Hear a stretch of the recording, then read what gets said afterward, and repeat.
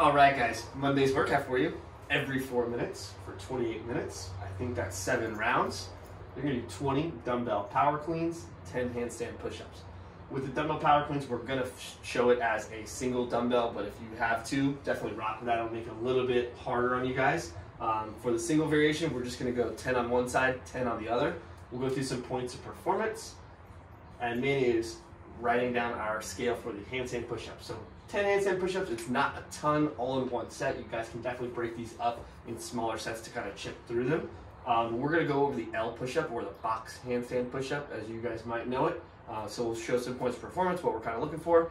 So right now I'm gonna kind of step out of the way. I'm gonna let Manny demo the dumbbell power clean. We're gonna start with that dumbbell on the side. One end of the dumbbell touches the floor. Chest is up tall, back is flat, and he's feeling that tension in his hamstrings.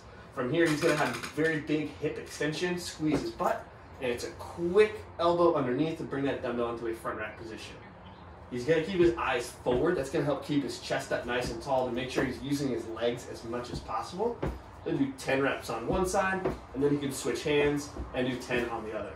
One thing that I do wanna point out, if you just freeze for me, the stance is gonna be a little bit more narrow, so don't think a super wide stance, because what that'll do is you'll end up kind of tilting to one side, being a little imbalanced.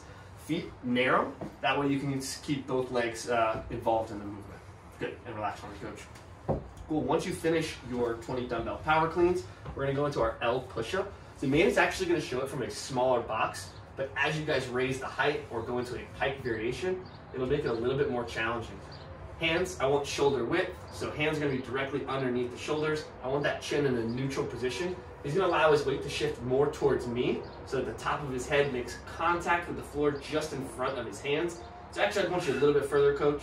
Bring that head a little bit further. Good, and then back up. So then as he presses back up, nose towards his knees or back towards the box. And then this next one, freeze in the bottom.